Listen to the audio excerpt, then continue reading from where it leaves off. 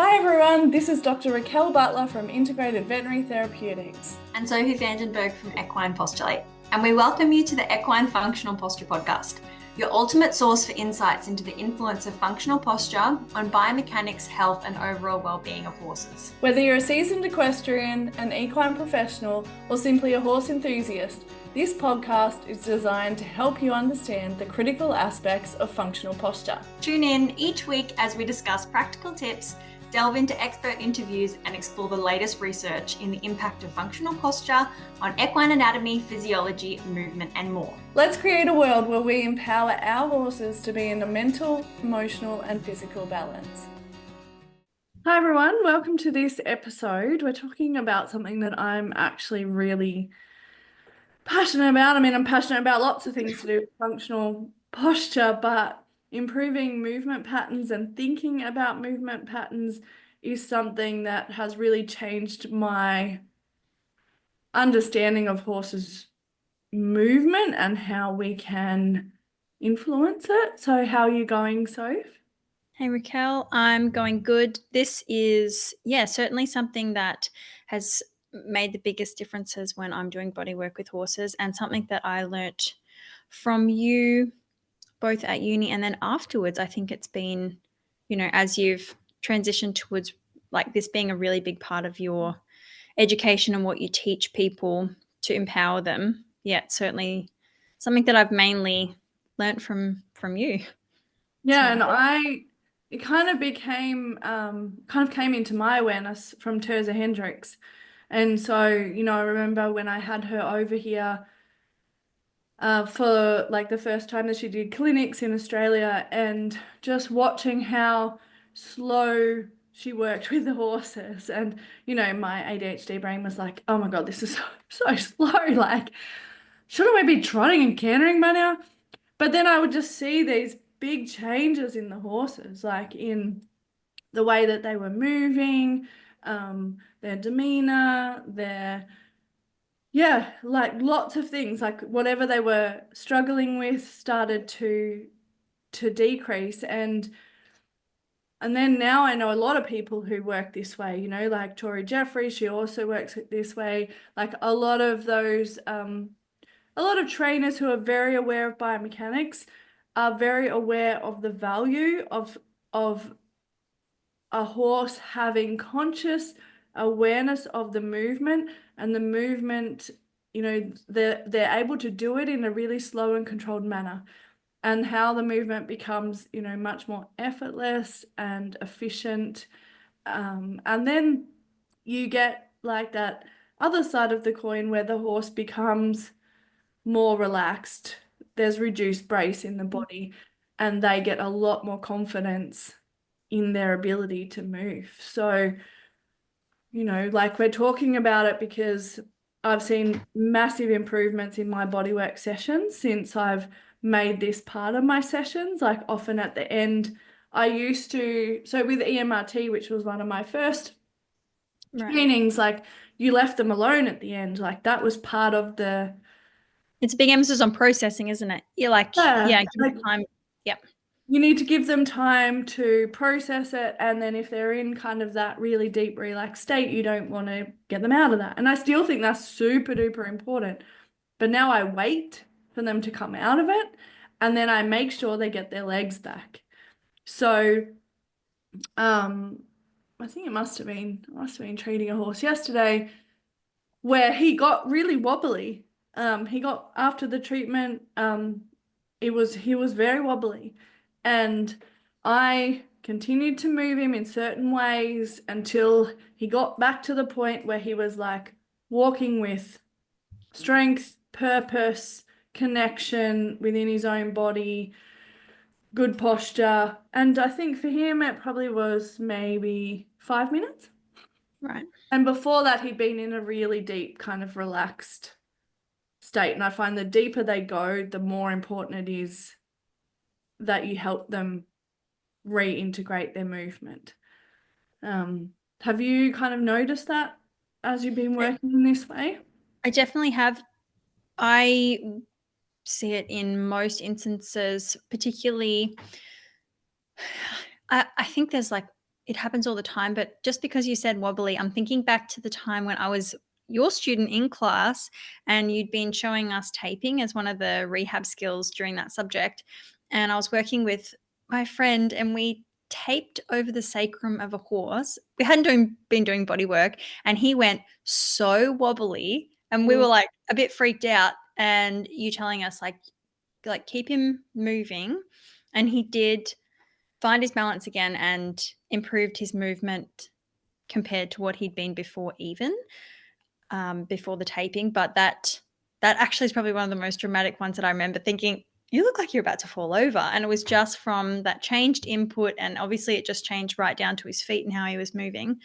But definitely see that all the time, and we'll touch on it later as well. But the fact that just because horses now have access to more function or more range of motion because you've released the tissue doesn't automatically mean that they're going to move into that now the new available space. So that might look like a horse with a disengaged psoas, and you give it some therapy or do what you can for them. But if you don't show them that movement is now comfortable and that it's more beneficial for their body to use what's available, they don't automatically, not yet, like some horses do, you see an improvement, usually they're more comfortable, but for them to really take hold of better posture through in a sense of being stable, especially because often when you see body work that's made an improvement, you'll see a horse with a larger stride length or something like that, and often that's simply because they're more comfortable or they've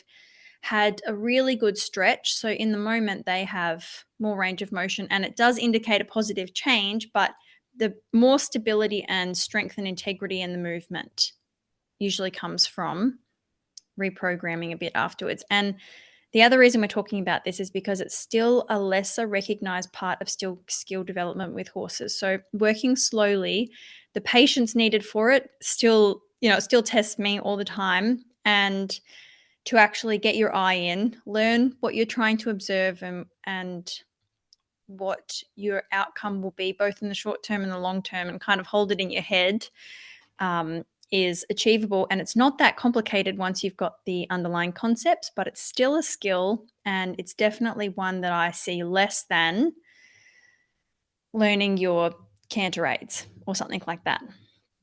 Yeah, definitely. It's very relevant to the owner because you can actually implement it yourself today. The number of times we pull our horses places, pull to go, pull to stop, or, but even just when you ask the horse to move, allowing them to find their own movement. And so I call it open the door. So you open the door for the movement to happen, but sometimes horses won't initiate that movement. And so when they get to a place where they're initiating that movement themselves, then you've got a horse that's much more happy to go forward in general. And sometimes just that simple exercise of waiting for the horse to initiate the movement, I have seen horses transformed through that exercise. But sometimes the waiting is a lot longer than we expect. I have been in a number of situations where it's taken more than half an hour for the horse to find movement, and I was thinking, like, is this really going to help? Like, this is so boring, and I don't know what to do right now. And surely there's not going to be a change in the horse after this. But I've had so many examples now where the change was so dramatic, like they just found different movements easier. They'd been horses that refused to go forward in different situations, now not refusing to go forward. They'd been horses that rushed, so the opposite, like they'd been horses that would rush through an exercise, now able to do it with awareness, stability, balance, all of those things. So I was convinced enough through seeing that waiting that I thought, okay, I have to wait and be patient. And so, yeah, you can just implement that in the way you lead your horse. Yeah. And I think that's, or like each interaction with a horse, even when you first hop on, like not kicking the horse to tell him to go. Like you should be able to, you know, send them the message to go without having to push them. The same with when you're riding them all the time. We shouldn't have to be pushing them. No. If they're comfortable and confident in their movement, you say go, and obviously training's a good, important part of it. But we had a person on our Equine Functional Posture course last night, and she showed us a video riding her horse, and her horse has had some stifle issues. She recently had a hamstring issue. And we watched her riding, and she said, this is the first time since I've owned this horse that she was offering trot. And she said, usually I have to push, and then she wants to always drop back. And so she has not worked on that.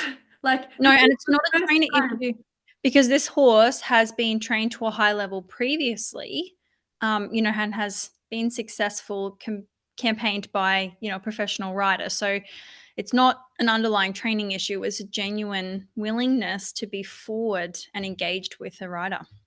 Yeah, and it was lovely to watch. That horse can't hold it for a very long period of time because it's a true representation of the movement it has available to itself. And it was calm, it was relaxed, there was flow.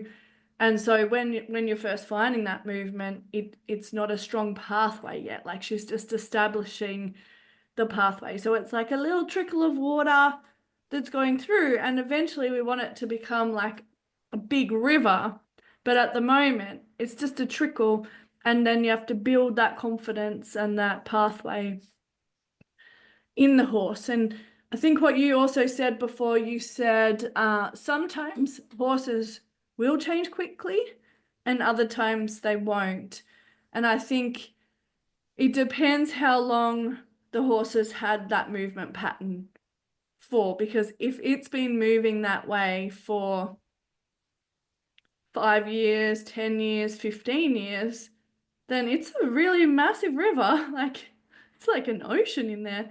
And so, you establish this new little pathway, and it's like a little trickle. And if you keep allowing them to go back to the river, of course they're going to go back to the river. It's a strong pathway. And we have to, do things to make the little trickle get bigger and bigger and bigger. Absolutely, because movements are habits, and it's a neural connection. Neurons that fire together, wire together. If you associate a style of movement, in your body with, aids, with simply walking out or out and about in your life, or when you're being ridden, they're incredibly strong pathways, particularly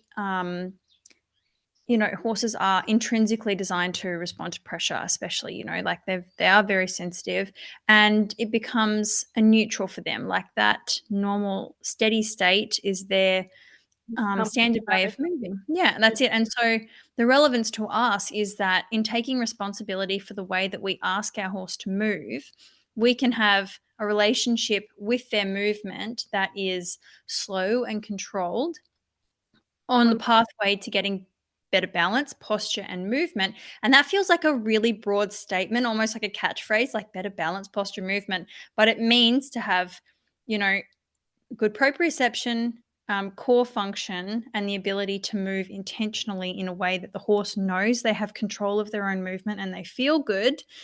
And that helps you with injury prevention because they're more aware of their body, helps you with longevity because the body is designed to work in its best posture. And if you can find the best posture for that horse, you have the best chance of preventing injuries and preventing things like arthritis or strains and escalation. So, and when you have an injury, you have a much better chance at a successful rehab as well. Yeah.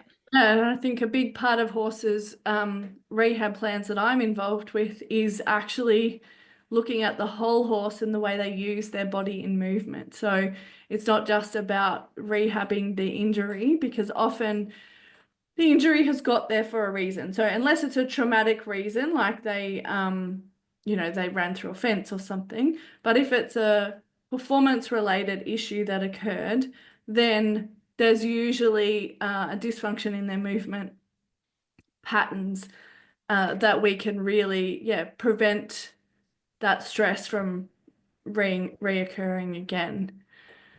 So, when we think about reprogramming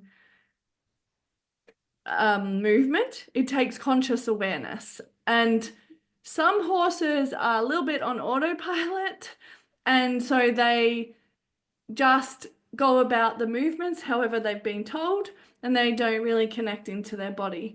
But what we want is that they have a conscious awareness of where their legs are, of what they're doing. They're not just waiting for us to tell them to stop, but they can also make decisions. Like when Jelly is now out of balance, he will make a decision when his brain is working properly. Like he will make a decision to stop. And so you could say, oh, that's a misbehavior, but I would prefer him to choose stop. And Mel Fleming, says this as well. I would prefer him to choose stop than rushing and getting out of control. So stop means that he can then move off with a better movement pattern and get stuck in really old programming. Yeah. So we want the horse to be like really conscious of that movement. When we are working with that slow and connected movement, we need to be slow and controlled, and we need to give the horse the time that they require to take the step. And sometimes it's a hell of a lot longer than we think. Sometimes it's seconds, sometimes it's minutes, sometimes it's longer. And then we need to know exactly what we're looking for in that motion. So, the thing that we teach in the Equine Functional Posture course is A, how to recognize posture, but B, how to start to recognize how that's going to translate into biomechanics, and how to kind of slow it down and allow the horse to process that information. And also we teach exercises where you learn how to recognize, the correct application and how your horse is telling you when they're struggling with something or when they're finding it easy, like how to know when to progress with the exercise or when that exercise is not suitable for the horse.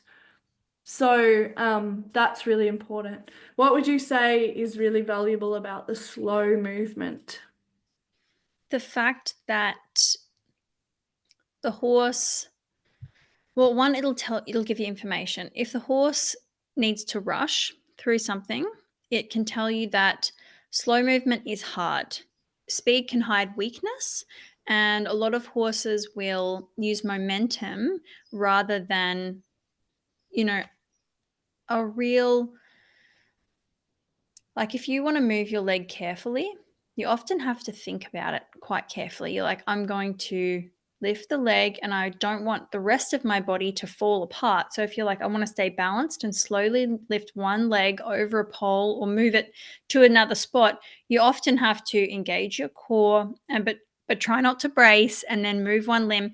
And it's easier to simply engage a big locomotory muscle and like swing a limb in a direction, whether you're a person or a horse. So speed can often hide weakness. And that's like when you slow down, you have to work through the steps. There's no magic bullet or quick fix. You have to work through the steps of, do we have function or do we not? Find function. And then, okay, we're going to slowly ask you to do the exercise in your time. Also because it creates a lot of anxiety in horses that absolutely cannot do it, and you're putting a lot of focus and intense pressure on them. Sometimes, they often, I know, horses who say you're asking for an intentional step over a pole in a slow fashion, they either stare off in the distance or they just quickly rush over the poles and they'll spit their back legs out to the side because they're trying to get over. So it's information and it's useful, and it just does all the things we're talking about. Those in like the new pathways that you're trying to actually form in the brain and the muscle memories, because you have muscle memory in the muscles themselves. And when you have slow movement, you get to see that you're engaging the right muscles. So those muscles get a rush of blood flow. They get that all the nerves become stimulated, the fascia is stimulated. And so the health of the muscle itself improves, and then you get an improved response over time as well. It also goes the opposite way. So when the muscle moves, it sends feedback. Like, so we used to think that the information only came, from the nerve to the muscle.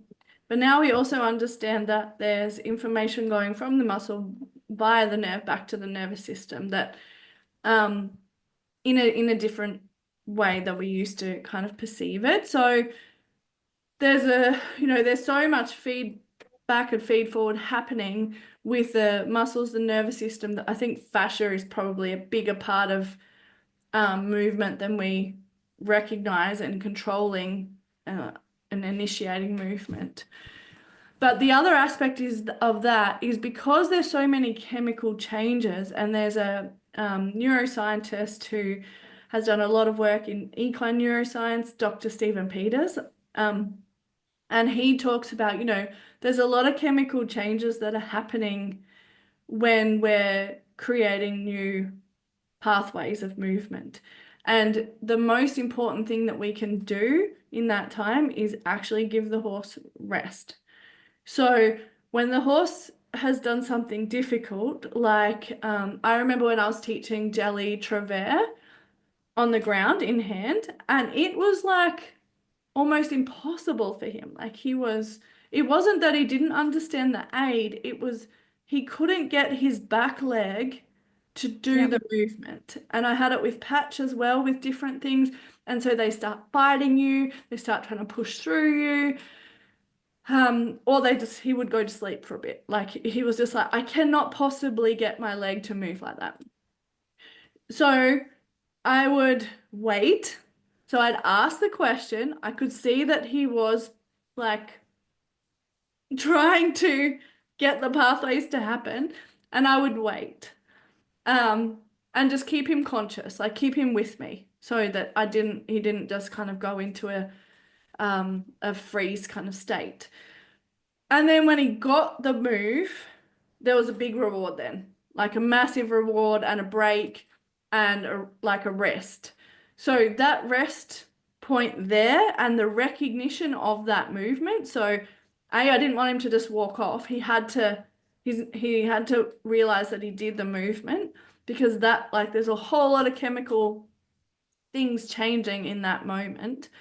And then what I noticed happened was that if, I gave him enough time and he got the correct movement, and then I saw a conscious like awareness of that movement, the next time I asked was always better. So it was like took less time for him to find that control, less like anxiety, less just less stress about it.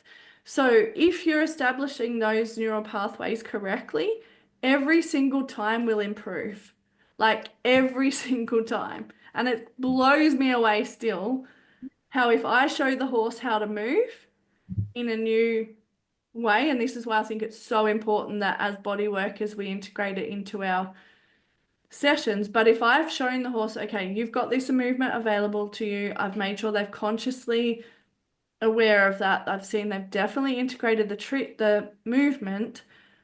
It's like when the owner goes to do it, it's easy. But if the owner had have tried to do it initially, it was so difficult, like they couldn't get them to do it.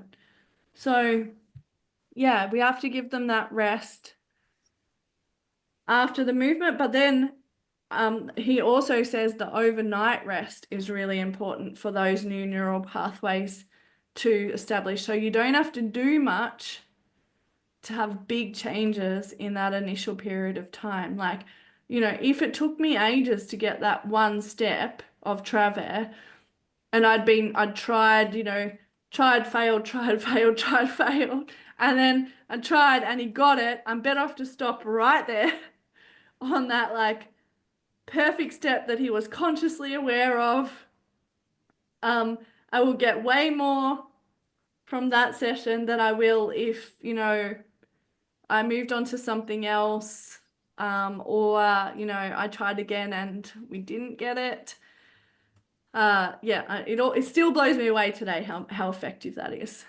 Yeah, definitely. Actually, I remember having conversations with Dr. Kath Henshaw, who's she did her PhD on equine cognitive studies, looking at the influence of exercise on memory. And so she was exploring lots of different things. She was a horse trainer originally. She did her master's looking at different ways of training, and she's still in research. And her studies looking at sleep overnight and how influential it is, and you know, the difference in how many repetitions you would need in a day to teach a horse something, consolidate a new behavior or something, as opposed to giving time overnight, is very different.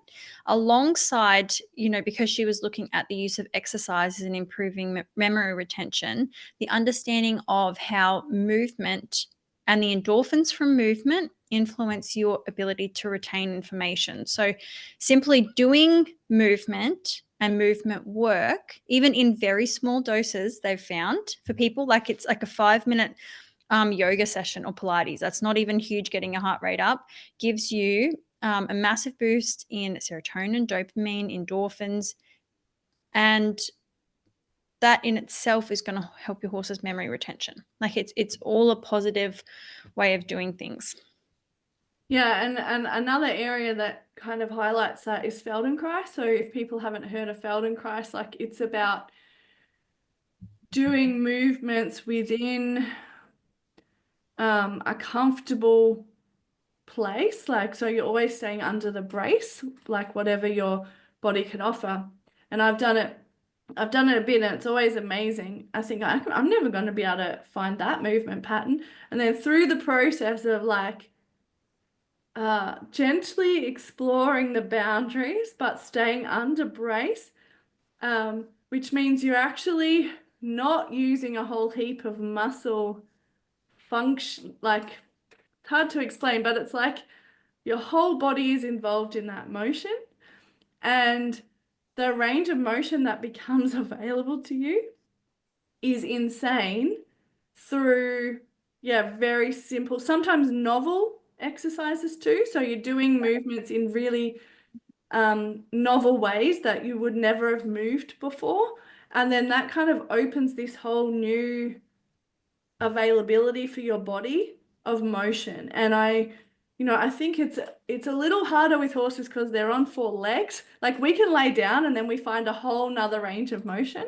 But with horses, we're a little bit more limited in our creativity to like explore really different functional movement patterns. But yeah, staying under that brace, exploring the range that you have in a comfortable place, and then allowing, the body to kind of explore from there. And I think the other thing you said about the endorphin release is they've also shown that play is a very, valuable way to learn. Yeah. And so if we can incorporate learning new movements with play, and like we do it in our course with food, like with feeding positions, so they're, feeling different postures through feeding. And I mean, we're often using treats for a lot of things. It can be beneficial and it cannot be beneficial, but creating, healthier movement in play can be a way to kind of also get into the nervous system of a horse. So the other aspect, like we've seen, some massive improvements with things like T-touch wraps and different tools. So sometimes you do need to use a different input into the nervous system. So, I've used riding bitless or riding bridleless as a different input when there's a strong association with the movement pattern with being ridden in a bit. Or a way of like reminding them, like by having a neck rope on, you can like have a different input into the system through the base of the neck. Or we've used, wands, like T-touch Tellington method uses wands to create awareness of areas. It's not about like, whipping it. It's like creating you have a leg here, you have this muscle here, you can use this in a different way. And so sometimes you do need to be inventive to change the pathway. And if you go back and ride them exactly the same way that you're riding them before, then likelihood is that you're going to go back and reinforce the old movement patterns. So you really need to think, how am I going to create a different experience for the horse so that I can keep these new movement patterns there? Yeah, definitely. And yeah, I mean, I feel like it sounds a bit complicated, all in a jumbled mess, but it's something that's very achievable for people. And, learning a handful of concepts gives you, it's not like you have to learn something just for the back leg and something just for the foreleg. You're just looking for a way of doing things, and in conversation with your horse, how you're observing their body. Are they are they able to do that in a slow and controlled fashion? Are they engaging their core and their body before they go into this movement? And you can Are they aware of it even? yeah, absolutely. Are they aware? And you can use that throughout their whole body. It's not it's not just learn this for the front leg, learn this for the back leg, etc. It's a whole body way of doing things. So yeah, that conscious reprogramming, it's very achievable for anybody and any horse, because you always see an improvement, and it depends on what you're aiming for an individual, but you will see an improvement in every horse. That's a big statement, but I haven't found anybody that can't make an improvement. No, I've just found different horses that need it in different ways, like sometimes it's from a standstill for a lot of horses, and the initiation of movement is different. Yeah. And then the pathways that are happening in that initiation of movement. But every now and again, I get a horse that has maybe had their problem for a really long time, and they can't get through it in the initiation of movement, and I've had to use movement, like just allow them to move and then do the awareness within the movement, so just gradually bring their awareness back to that movement, as opposed to, a bit more focused approach where I'm like, okay, I want you to control your legs stepping over that pole, or stepping, from a standstill, where for some horses just like, I cannot, I just don't have that available to me right now. Yeah. So then I'll say, okay, that's fine.